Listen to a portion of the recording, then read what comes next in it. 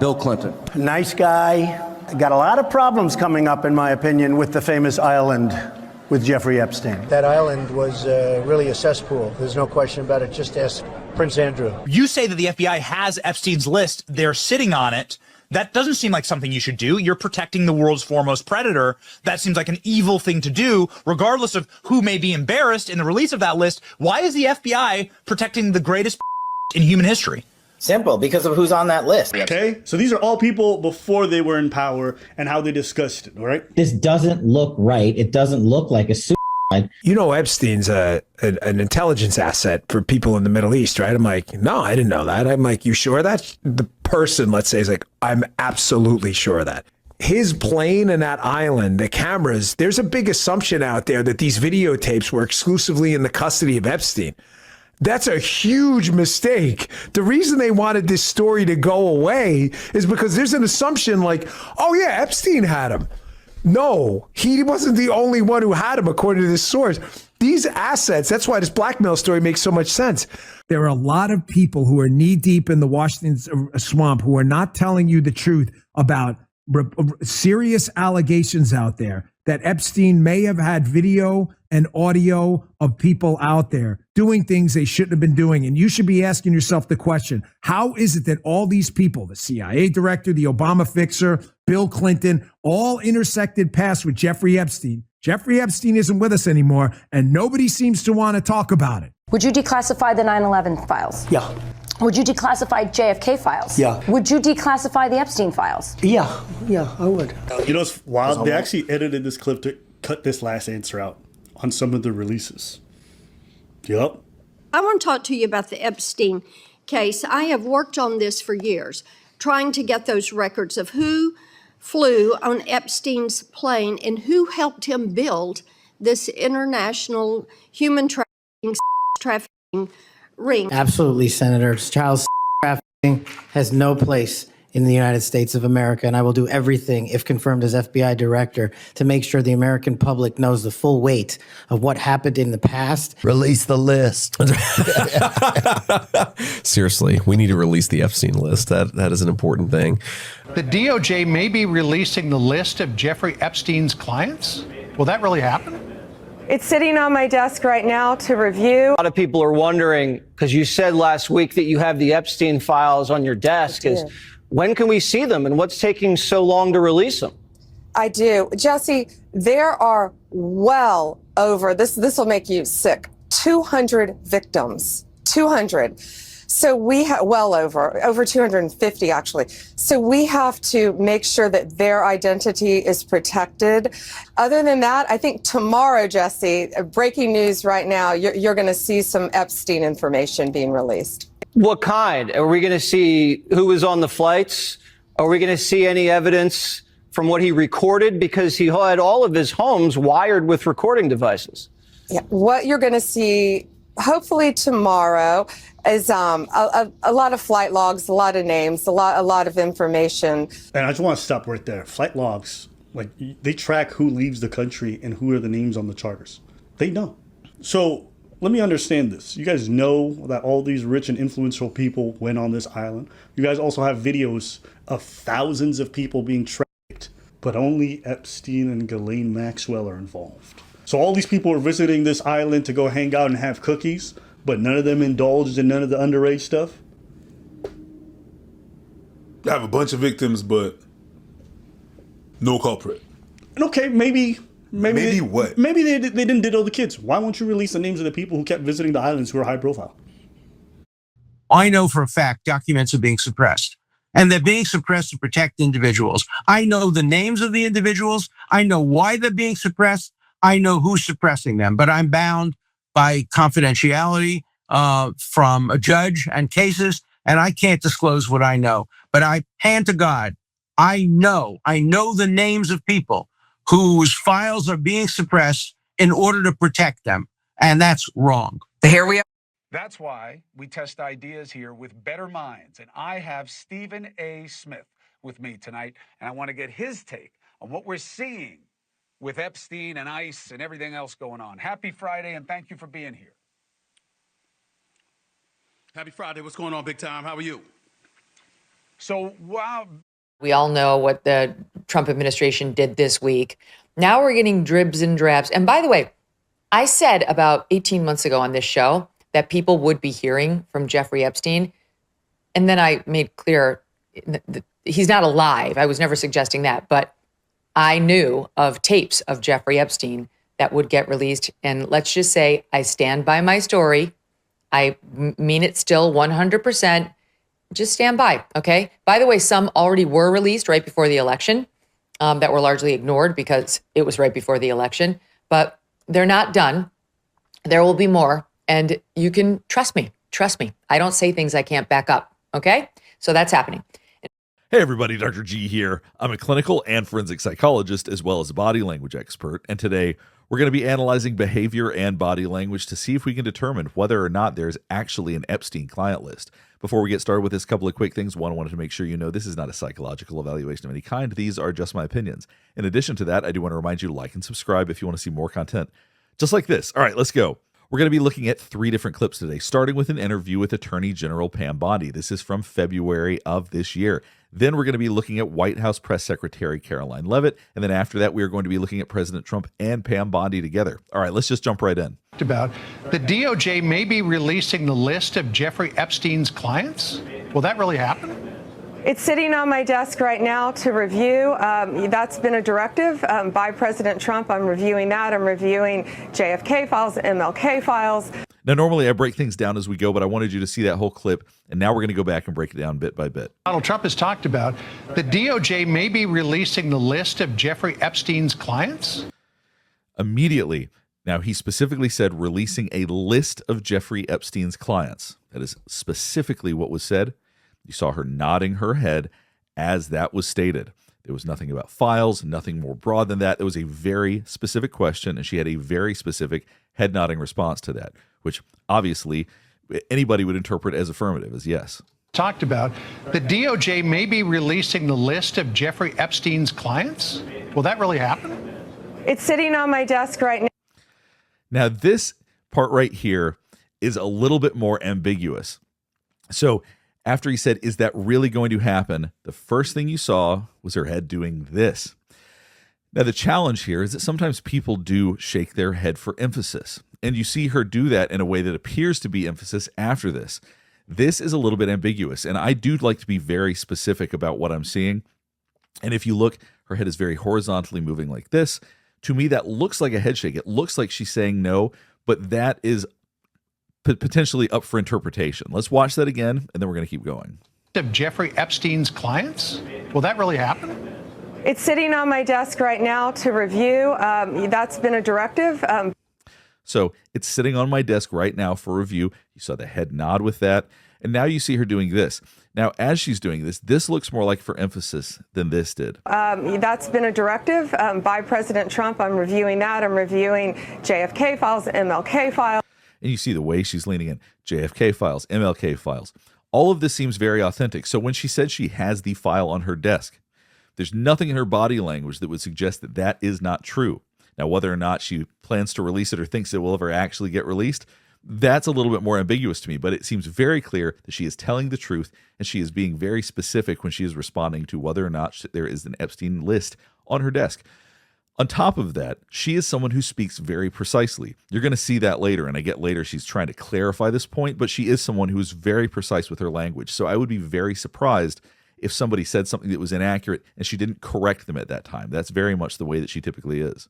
By President Trump. I'm reviewing that. I'm reviewing JFK files, MLK files. That's all in the process of being reviewed because that was done at the directive of the president from all of these agencies. So have you seen anything? So this was several months ago. Now what we're going to be looking at is White House Press Secretary Caroline Leavitt responding to questions the day after the Department of Justice came out and said there is no Epstein list. One of the main reasons I created this channel is to help people stay safe, whether it's through recognizing body language or just understanding the warning signs of danger. In today's digital age, your personal information could be at risk, leaving you vulnerable to scams, identity theft, and fraud. That's why I'm excited to share today's sponsor, Aura. Aura is an all-in-one digital safety solution that helps protect you and your family from data breaches, fraud, and identity theft. Here's the reality. The less personal information you have online, the safer you are. Aura helps remove your data from those shady broker websites that sell it to scammers. They monitor the dark web for your information, alert you to potential threats, and even allow you to lock your credit file with just a tap. Their features are designed to stop problems before they happen. Aura also comes with military-grade encryption to secure your online activity and a password manager to keep your login safe. And with $1 million in identity theft insurance per adult on your account, up to 5 people can be protected. It is an incredible layer of security for your entire family. As someone who's passionate about safety, I believe in taking every step to protect yourself physically and digitally. Don't wait until something happens. Go to aura.com/Dr. G and start your 14-day free trial today and see if your data has already been leaked. Take charge of your digital safety today. Thanks to Aura for sponsoring this video. Caroline, the DOJ and FBI have now concluded there was no Jeffrey Epstein client list. What do you tell me? Any presidents' names in there?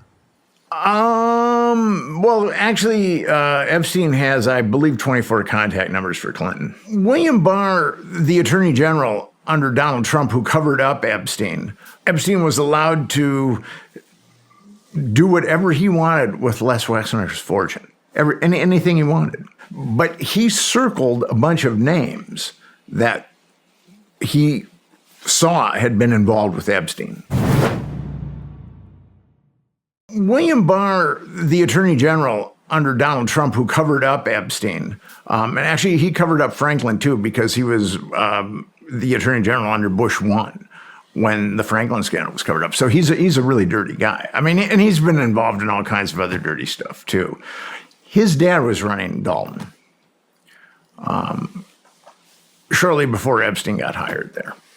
So people have speculated that his dad had something to do with Epstein getting hired, but we don't really know. But what's really interesting is William Barr's father wrote a sci-fi novel about intergalactic sex trafficking, which is, kind of strange. And then Jeffrey Epstein ends up working at Dalton, and then he has this. He gets involved in with a number of trading companies, and then ultimately. I mean, how does he get involved, though? I mean, well, that's the thing. He's a college dropout. He gets put in there by Barr's. I'm sorry, did you say Barr's father? It's people are surmising that it's Barr's father who got him a job at Dalton. And then he was in some trading companies. He was with Stephen Hoffenberg, who got busted. At that time, Hoffenberg was guilty of the largest Ponzi scheme ever. It was before Bernie Madoff. Now, with Hoffenberg, I met with Hoffenberg. He's dead now. But he said that Epstein was involved. But Epstein was allowed to skate. But the thing with Hoffenberg is he was a very, very wealthy guy who did 18 years in prison. And I don't think he came out of prison as the paragon of sanity. So I never really knew what to make about what Hoffenberg was telling me. Okay. It could have been all true, or I don't know, but I think that Stephen Hoffenberg was psychologically troubled. She was the one that was really hands-on running the network. But he was also a spy for Israel and... So Maxwell's dad was an Israeli spy. Jamie Dimon with J.P. Morgan. J.P. Morgan just gave Epstein's victims $290 million. Let's talk about Maxwell. How did she play into everything? What was her role? Well, she was the one that was really hands-on running the network, the logistics person.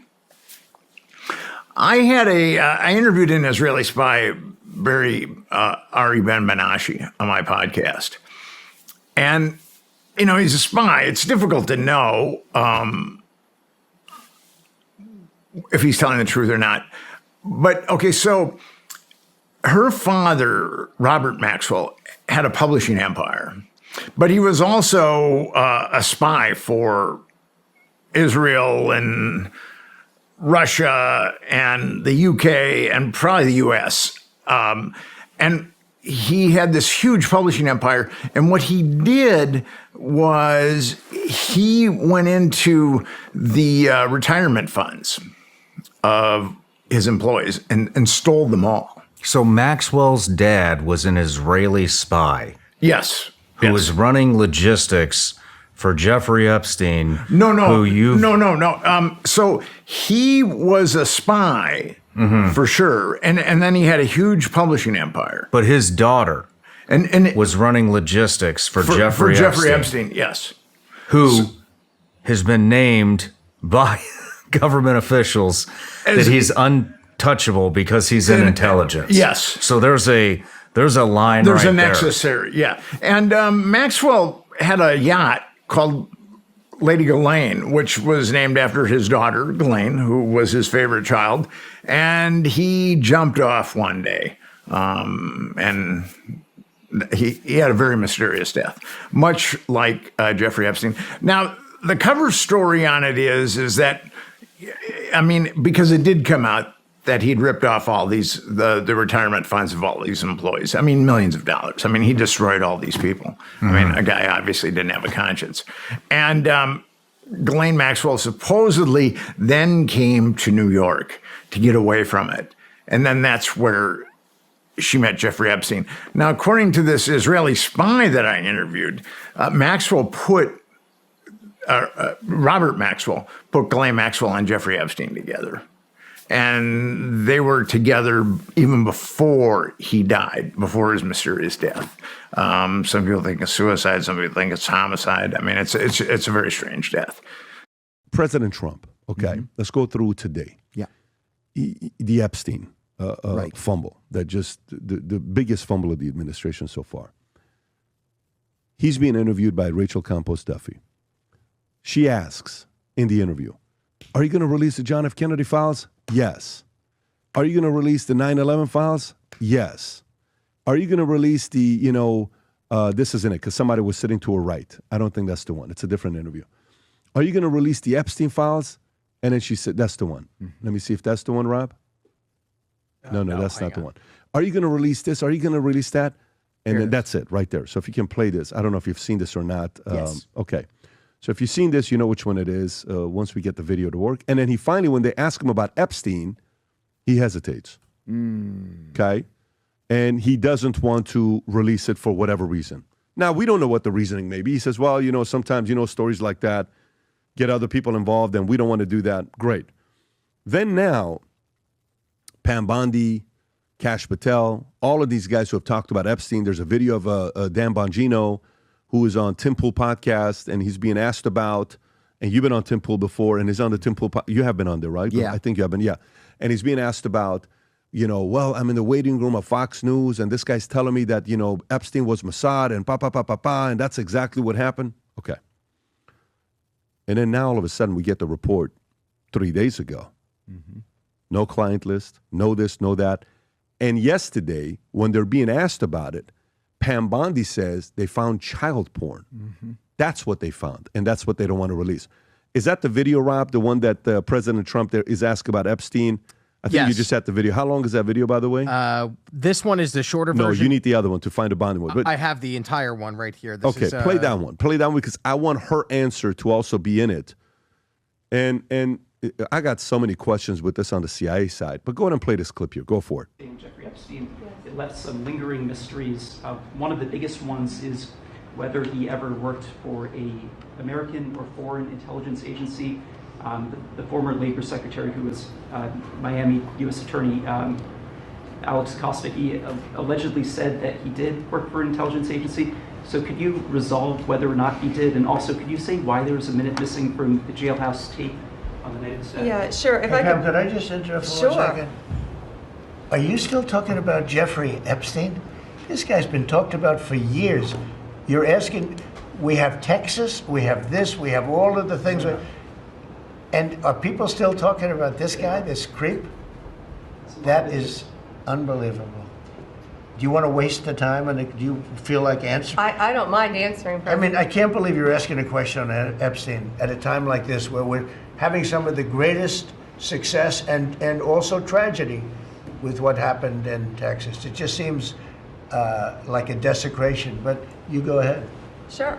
First, to back up on that, in February, I did an interview on Fox, and it's been getting a lot of attention because I was asked a question about the client list, and my response was, it's sitting on my desk to be reviewed, meaning the file along with the JFK, MLK files as well. That's what I meant by that. Also, to the tens of thousands of video, they turned out to be child porn downloaded by that disgusting Jeffrey Epstein. Child porn is what they were. Never going to be released, never going to see the light of day. To him being an agent, I have no knowledge about that. We can get back to you on that. And the minute missing from the video, we released the video showing definitively. That's a fumble. The video was not conclusive, but why would you release that video? Evidence prior to it was showing he committed. You've seen this, right? Yeah. Okay. Body language, your job is body language. You have to, as a sociopathic tendency, you have to be able to size up the other person's body language. Absolutely. When you see this here, you see the president, you see Bond, you see the way they're handling this topic. Yeah. In your mind, what are you speculating? That they're deflecting. Why? I think that this is one of those things where they just don't want people to go deeper. And Why? I don't think it has to do with, like, I don't think people are going to be implicated if the people in the White House are going to be implicated in anything. I think it's more about protecting the Israelis, actually. Why? Jeffrey Epstein, in my view, is a textbook case of an access agent. I've said this before, but I think it's important and it bears repeating.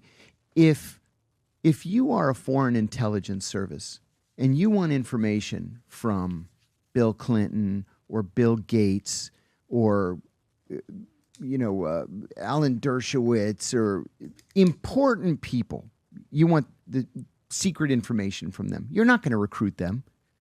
This is Democracy Watch. Mark, by now, I think most people have seen the unhinged screed that Donald Trump posted about Jeffrey Epstein. I'm going to read a quick sentence from it, and then I want to get into a more insidious rationale that he might have for posting this. He wrote, "For years, it's Epstein over and over again. Why are we giving publicity to files written by Obama, crooked Hillary, Comey, Brennan, and the losers and criminals of the Biden administration who conned the world with the Russia hoax, 51 intelligence agents, the laptop from hell, and more? They created the Epstein files just like they created the fake Hillary Clinton, Christopher Steele dossier that they used on me, and now my so-called friends are playing right into their hands." And so there are some obvious reasons, I think, that we can all imagine as to why Donald Trump might not want to talk about Jeffrey Epstein, the guy who called Donald Trump his closest friend for 10 years. But you and I have spoken about a more insidious rationale that Trump might have for bringing this up specifically. Can you explain what that is? Yeah, so look, we don't know, but my first reaction upon reading this is how odd he has now confirmed the existence of the Epstein files, right? Like the Trump administration's position up until the posting of this social media post was nothing to see. There are no files. There are no client lists. The videotape we've released, we've done full transparency, and there's just no there. Here, what he seems to be saying is actually there are something called the Epstein files, but that they're forgeries that were written by, as you just read, former President Obama, Hillary Clinton, James Comey, Brennan, and assorted losers and criminals of the Biden administration. I will leave that to you to sort out who those are, but it's quite a group that got together, I guess, with pen and pad and wrote this out. But in all seriousness, he seems to be preparing for there to be some release or some insinuation or some, belief that there are actual files. And so rather than saying they don't exist, he seems to now have pivoted to, all right, when you see them or when you hear about them, they are forgeries. So it's possible that he could just be setting the stage, knowing full well that that he's not going to be able to get out from under this thing, that we have the prospect of Dan Bongino quitting over this thing. We have the prospect of Pam Bondi leaving the DOJ over this thing. And so it might very well be an inevitability that it's going to get out. And so in anticipation of that, knowing that he may very well be exposed on this thing, or some close donors or advisors or friends, whoever it may be exposed on this thing, he's just setting the stage to be able to say, we were all told there was more, and now they're telling us there's nothing. And like a sap, you believed them. Damn, that's an aggressive podcast they got going on right there. But that, of course, is Steve Bannon and Jack Posobiec, conservative influencer. And they're fighting, as seemingly everybody in the MAGA world is fighting, over the perception that Donald Trump is the head of a massive effort to cover up Jeffrey Epstein and his files and his client list and all of that. And so Bannon is now lumping Posobiec in, not just as a person who had talked about the conspiracy, but that might have actually been a participant in the cover up himself. And so we're gonna get to that, as well as the many other fights that aren't just imperiling perhaps the MAGA electoral chances, but might even result in people leaving the administration. And so we're gonna get to all of that. But Cenk, are you delighting in all the chaos? I am, but I'm not delighting in the files not being released and the government lying to us in preposterous ways. And apparently other people are not delighting in it, because one of the things we're about to tell you is Dan Bongino is considering leaving the administration. He's apparently furious. But are they really going to do anything? They can fire Pam Bondi as a scapegoat, Bongino can leave. But unless they release the files or actually prosecute a single rapist, none of that is going to matter. Anyway, we'll have all those amazing details coming up for you guys, but also the detail of, turns out the prison tape that they said was raw, not raw. Wired magazine, excellent article explaining that it was edited. I mean, this is an epic disaster for the government, for Trump, for every part of this. And as you can see here, I mean, that's Steve Bannon in that first video yelling at Posobiec that he was a sap for participating in the Trump administration stunt about the Epstein files. So that's like MAGA on MAGA crime live on the air. And this is just ripping, it's actually not ripping MAGA apart. MAGA is almost completely united against the Trump administration. And that is stunning. There's just a few people like Alex Jones that have come up with like a new, deeper level of the deep state that Trump is covering this up to help fight as he tries to work through it. Of course. Exactly, yeah, exactly. And there's the revelations about the tape. I don't find it. That's why. But anyway, we start with Posobiec, who, what was it, a couple files, binders, and every one of them rushed to Rumble and wherever the hell they do their shows to say, we're gonna blow the lid off this thing and we're gonna take down the Clintons. And then nothing happened because there was nothing of note in the binders, which in hindsight now might have been the first indication that nothing at all was going to come of this. But so that's Posobiec's role, is that he received the binder, and that's what Bannon, I think, is implying, that he was a sap, that he was a participant in the cover-up, not just a guy who sort of is commenting on it now. But that said, now that you understand that background, why don't we get a little bit more between those two? There is enormous confusion on my part. We're told that there's a list on a desk where, Jack, I don't want to get into your whole thing, but how Jack I get told that's phase one. Right? I get told that's phase one. It's not Jack's fault. Jack was used. I hope you guys understand that. Thank you, Charlie. But I was told there'd be more. We were all told there was more, and now they're telling us there's nothing. And like a sap, you believed them. You're from the intelligence community. Jack Posobiec, you're from the intelligence community. They're playing us. They're playing all of us. By the way, it's just not the media. Screw the media. They're part of it. Recovering. So yeah, Bannon's really on fire, pointing out that Posobiec was from the intelligence community. He means naval intelligence, not that he's an intelligent person. So don't worry about that. But anyway, they were doing that at this Turning Point USA Student Action Summit. They have these summits seemingly every single weekend, and they go there to all stand rather than sitting while doing these shows. But anyway, they're not just mad, the attendees were mad too. And so let's turn now to some of that. We want to put America first. Like, we're here for the Republican movement, right? But we aren't really seeing it with this administration. I mean, when are we going to get what we voted for? Yeah, we're getting lied to. The pedophiles aren't being rounded up. The people aren't getting deported. We're not getting what we asked for. Do you agree with a special prosecutor has to be an independent special prosecutor has to take over? Do you believe that DOJ and FBI right now, with the guys who we're all close to, Pam Bondi, Dan Bongino, Kash Patel, do you think they have any credibility left to pursue this? No, and I'll tell you exactly why, Steve, because in 2016, we trusted the plan with Trump, but now Trump has become the deep state. The exact thing we voted him in. Why do you say he's become the deep state? What is more deep state than covering up for pedophiles? Why would you go to that island? Why? Tell me, why would you go to that island? Looks like that guy might be choosing the Elon Musk side of the split, but yeah, that was they were very even be what's happening. This is personal when you have like elite pedophile scapegoats. Percent of MAGA is those guys that we totally making some and the evidence he took today. Is he trying to make it in the truth? Every host, are you a single person? And you already have exposed it. But Mark, what's your first take on this? Yeah, the world and the damage potentially to Trump as a result of that.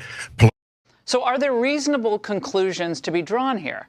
And is this a messaging problem? Did they overpromise before they knew what the documents would show? Here to weigh in is Tom Fitton, Judicial Watch president, and Molly Hemingway, the Federalist editor-in-chief and Fox News contributor. Tom, here's what Kash Patel said about that Epstein client list shortly after he was nominated as FBI director. Watch. You say that the FBI has Epstein's list. They're sitting on it. That doesn't seem like something you should do. You're protecting the world's foremost predator. Why is the FBI protecting the greatest pederast, the largest scale pederast in human history? Simple, because of who's on that list. What the hell are the House Republicans doing? They have the majority. You can't get the list? Put on your big boy pants and let us know who the pedophiles are. Tom, he sounded pretty definitive there. So what changed? I think they decided for political purposes they didn't want to include the individuals who were on these lists and put them in the public domain. And they were concerned that some of them may not have done something warranting the disclosure. I mean, that's the most charitable interpretation. You know, but there is a list. There's no doubt. I mean, they talk about in the memo they wrote, well, there's no incriminating client list. Well, what does that mean? I want the non-incriminating client list. And of course, a client list is a term of art, right? Where are his associates? Where is the list of contacts? You know, and we asked under our FOIA lawsuit, Pam Bondi, give us the documents that you say you were looking at. Give us documents about the release of these documents. You said the FBI was obstructing the release. They came back to us and said, we have nothing. Molly. Well, this is a proxy for what we've seen with so many big stories throughout the years where the American people just want to know what's going on with assassination attempts, you know, whether it's the one in Butler on Trump or the one that was successful against JFK, the Russia collusion hoax, the situation with Epstein. Everyone understands that there might not be a, you know, smoking gun. Right. But no one feels very satisfied with the level of investigation that was taking place or the transparency. And it seems that the FBI and other government agencies care more about managing the narrative than actually just revealing the information that needs to be revealed. Then we have interviews with former mobsters who actually was in the same jail as Epstein and had kind of a shocking claim. Watch. Jeffrey Epstein would have to be a magician to try to hang himself in that cell. I was in that cell. There's no way there's nothing on the ceiling. The bedpost is this high. I couldn't even go to a restroom without them walking back and forth and having me on camera. You know, there's no way he committed suicide. Tom. You know, and Pam Bondi yesterday said that video they released isn't conclusive. But it's a reset. That minute is a regular reset of the system. And they're still looking for that minute. And to release video that doesn't show what happened in the cell isn't terribly persuasive. I'm not sure what they were expecting there. The fact is there are two competing forensics investigations, one by Epstein's family, which suggests that it was a homicide, and one by the examiner up in New York. He says it was a suicide. So given those issues, to say because the video doesn't show one way or the other whether someone went in there, to conclude, oh, well, there's nothing to investigate, seems odd. And they also said, we're not going to give you any more documents. And kind of with this, well, when there are too many conspiracy theories out there. And I don't like to be dissed like that. And Americans, I think by and large, have questions about Epstein. And to be told that, he we've said got all. that. I think Kash Patel made that point like a year before being nominated, but still, I mean, I think this all adds to the swirl of a bit of confusion about this and doubt. And again, the government only, I think, engenders trust among the American people with full transparency. So when Pam Bondi, and everyone knows how much I like Pam Bondi, I like her a lot. But when she says, well, those are basically never going to see the light of day. Well, who was it? Downloaded child porn, or were there individuals engaged in acts with children? That's the question, I think. And unless either of you know what the definitive answer is, I don't know. I mean, they talk about 1,000 victims. I mean, so was Epstein the only victimizer for that number of victims? I don't think so. Well, just again, in general, there has not been the appropriate level of information shared. We know that the guy, I mean, maybe he didn't kill himself, or maybe he did. Why? Why was he in prison? Why is Ghislaine Maxwell still in prison? Why are all these people talking this way? There's no way that we've gotten a clear enough explanation of what's going on. How did he make his money? How did he get associations with so many high-level people? People are willing to accept any number